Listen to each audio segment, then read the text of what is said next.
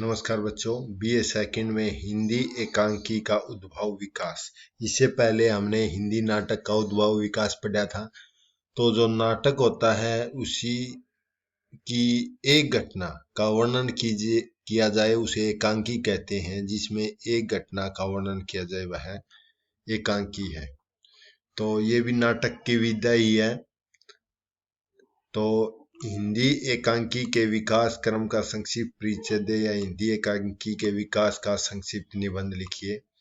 तो एकांकी आधुनिक हिंदी गद्य की एक समर्थित विधा है। कुछ लोग एकांकी को नाटक का लघु रूप मानते हैं। लघु माने इसका छोटा, यानी कि एक घटना का वर्णन किया जाता है, लेकिन यह उचित नहीं है। नाटक और एकांकी दो अलग अलग विधाएं हैं। सिद्धांत रूप में जिस नाटक की कथा वस्तु एक ही अंक में वर्णित होती है उसे एकांकी या एकांकी नाटक कहते हैं। नाटक का यह रूप आज अत्यधिक लोकप्रिय हो चुका है, क्योंकि इसमें कम समय लगता है, ये छोटा होता है और समझ में आता है, और इसका समर्थित अस्तित्व बन चुका है। विद्वान आलोचकों के शब्दों में इसके विधायक तत्वों की रचना विधि की समर्थित रूप में विवेचना की जाती है। एकांकी के तत्व नाटक के सदृश होते हैं, परंतु उनके विनियोग वृद्धि में पर्याप्त अंतर रहता है, और इनमें विषय की एकता, प्रभाव की एकता और वातावरण की एकता रहती है। तो आधुनिक एकांकी का उद्भव मतलब इसका उत्पन्न जन्म कब हुआ। तो प्राचीन भारत में नाट्य साहित्य में एकांकी नाटक भी मिल जाते हैं, लेकिन आधुनिक नाटक एकांकी का स्वरूप संस्कृत की एकांकियों के अनुकरण पर आधारित नहीं है। इस पर किसका प्रभाव पड़ा है? अंग्रेजी साहित्य की एकांकी का प्रभाव देखा जा सकता है। अंग्रेजी एकांकी साहित्य का जन्म 10वीं शताब्दी के लगभग हुआ था, और उस समय ईसाई पादरी अपनी धार्मिक शिक्षा का प्रचार करने के लिए इसका प्रयोग करते थे। तो अंग्रेजी में एकांकी का जन्म यमनिका उन्नायकों से हुआ है। ऐसा कहा जाता है कि 1903 में जैकब की कहानी बंदर का पंजा एकांकी के रूप में प्रस्तुत किया गया था, और यह प्रदर्शन बड़ा ही प्रभावशाली रहा है। धीरे धीरे एकांकी लोकप्रिय होने लगा। अंग्रेजी एकांकी परंपरा में बंगला एकांकी को भी प्रभावित किया। बंगला के माध्यम से यह प्रभाव हिंदी साहित्य में पहुंचा है। आधुनिक शैली का प्रथम एकांकी जयशंकर प्रसाद की है एक घूट एकांकी 1930 में प्रथम एकांकी माना जाता है। भारतेंदु हरिश्चंद्र ने जैसे विषय विस्मोसद, बालकृष्ण भट्ट द्वारा रचित शिक्षादान, जैसा काम वैसा परिणाम, प्रताप नारायण मिश्र द्वारा रचित जुआरी खुआरी, देवकी नंदन खत्री द्वारा रचित एक के तीन तीन, कलयुगी जनेऊ, राधाचरण गोस्वामी द्वारा रचित तन मन धन गोसाई जी के अर्पण, बूढ़े मुंह मुहासे आदि प्रसिद्ध एकांकी हैं। विस्मोसद, धनंजय विजय, वैदिकी हिंसा ने भवती, अंधेर नगरी आदि एकांकी ही लिखे हैं। लेकिन ये एकांकी संस्कृत नाट्य परंपरा के अधिक निकट हैं। पाश्चात्य जो अंग्रेजों द्वारा लिखे गए उसके जो पाश्चात्य स्वरूप को अपना करके जो एकांकी हिंदी साहित्य में लिखे गए, उनका आरंभ 1930 में माना जाता है। नगेंद्र ने स्वीकार किया है। पश्चिम ढंग से एकांकी का शुभारंभ राम कुमार वर्मा द्वारा रचित बादल की मृत्यु, इसके बाद भुवनेश्वर प्रसाद का कारवा 1935 में सफल एकांकी कहा जा सकता है। तो हिंदी एकांकी का इतिहास लगभग 65 वर्ष का ही है। यानी कि 1930 से ही आरंभ हुआ था राम कौर वर्मा की बादल की मृत्यु 1930 से आरंभ होकर के अब तक हिंदी एकांकी का विकास हुआ है।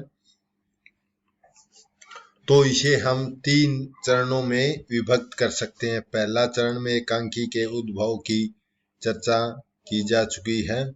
प्रथम चरण में हिंदी एकांकी साहित्य को विकासोन्मुख प्रदान करने वाले एकांकीकारों में भुवनेश्वर प्रसाद, डॉक्टर राम कुंवर और गोविंद वल्लभ पंत, सेठ गोविंद दास, नरेश प्रसाद द्विवेदी, पांडे बेचन उगर, सतगुरु शरण अवस्थी के नाम गिनवाए जा सकते हैं। दूसरा भुवनेश्वर ने कारवा एकांकी में कुल 6 एकांकी रखी हैं और इनका प्रतिपाद्य प्रेम है। ये वर्णन शो में प्रभावित दिखते हैं और भुवनेश्वर के नाटकों में बौद्धिकता की प्रधानता है। कठपुतलियां आदि उनके कुछ प्रतीकात्मक एकांकी भी हैं। राम कुंवर वर्मा ने लगभग 100 एकांकी लिखी हैं। पहले बताया जा चुका है कि बादल की मृत्यु इनका पहला एकांकी है। इसके प्रसिद्ध एकांकी संग्रह में पृथ्वीराज की आंखें, चारुमित्रा, रेशमी टाई और सप्तकिरण, विभूति, दीपदान, रूपरंग, इंद्रधनुष, ध्रुव तारिका। डॉक्टर राम कुंवर वर्मा की एकांकियों को ऐतिहासिक, सामाजिक और पौराणिक आशय 4 वर्गों में विभाजित किया जा सकता है। अगला द्वितीय चरण में उदय शंकर भट्ट हिंदी के एक अन्य प्रसिद्ध एकांकीकार हैं। इन्होंने हिंदी एकांकी कला को काफी प्रसिद्ध किया है और इनका प्रथम एकांकी संग्रह अभिनव एकांकी के नाम से 1940 में प्रकाशित हुआ था। इसमें प्राय सामाजिक और पौराणिक एकांकी लिखे हैं। कालिदास और आदम युग में पौराणिक एकांकी संकलित हैं। स्त्री का हृदय, समस्या का अंत एकांकी संग्रहों में सामाजिक एकांकी संकलित हैं। सेठ गोविंद दास ने राजनीतिक, ऐतिहासिक और पौराणिक सामाजिक एकांकी लिखे हैं। स्पर्धा, सप्तरश्मि, पंचभूत, अष्टदल आदि इनके प्रमुख कहानी एकांकी संग्रह ही हैं और श्राप, व्रत, अलबेला इनके प्रसिद्ध मनोड्रामा हैं। सेठ गोविंद दास ने अपनी एकांकियों में विभिन्न समाज की राजनीतिक समस्याओं को उठाया है। उपेंद्र नाथ अस्क इस चरण के अन्य एकीकार हैं, जैसे देवताओं की छाया में, चरवाहे, तूफान से पहले, कैद और उड़ान इनके प्रसिद्ध एकांकी संग्रह हैं। इश्क जी ने अपनी एकांकियों में समाज के विभिन्न क्षेत्र में फैले हुए पाखंड का सजीव चित्रण किया है। हरिकृष्ण प्रेमी ने मध्यकालीन भारतीय कथानकों को अपनाकर कुछ नाटक लिखे हैं। इनकी एकांकियों का प्रधान स्वर राष्ट्रीय एकता है। और तीसरा चरण आधुनिक एकांकीकारों में विष्णु प्रभाकर का नाम महत्वपूर्ण है और इन्होंने सामाजिक, राजनीतिक, हास्य, व्यंग्य, प्रधान, मनोवैज्ञानिक सभी प्रकार के एकांकी लिखे हैं, जैसे माँ, भाई, रहमान का बेटा, नया कश्मीर, मीना कहाँ है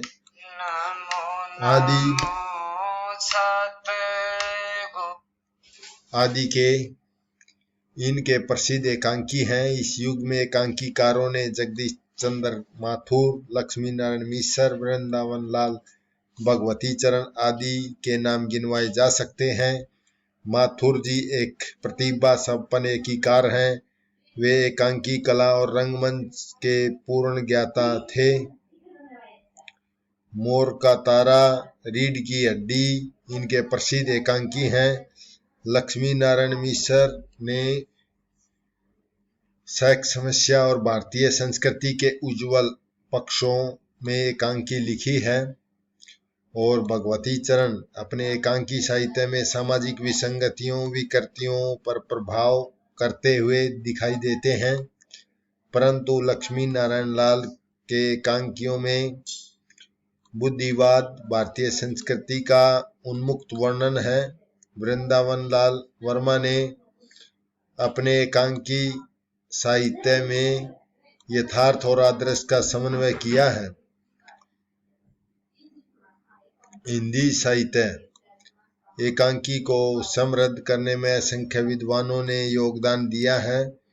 सतगुरु शरण अवस्थी, गोविंद वल्लभ पंत, विनोद रस्तोगी, भारत भूषण अग्रवाल, धर्मवीर भारती, नरेश मेहता और चिरंजीत मोहन राकेश, प्रभाकर माचवे, देवराज दिनेश, रेवंती शरण और ज्ञानदेव अग्निहोत्री, राजेश शर्मा के नाम गिनवाए जा सकते हैं। इधर कुछ काव्यात्मक एकांकी भी लिखे गए हैं। पदबंध एकांकी लिखने वालों में हरिकृष्ण प्रेमी, सियाराम शरण गुप्त, केदारनाथ मिश्र, भगवती चरण वर्मा, सुमित्रा नंदन पंत, उषा मित्रा के नाम गिनवाए जा सकते हैं। आज तो मोनोड्रामो, रेडियो रूपक, फैंटेसी आदि एकांकी के अनेक रूप लिखे जा रहे हैं। यानी रेडियो में जो नाटक पेश किया जाता है उसको रेडियो रूपक कहा जाता है।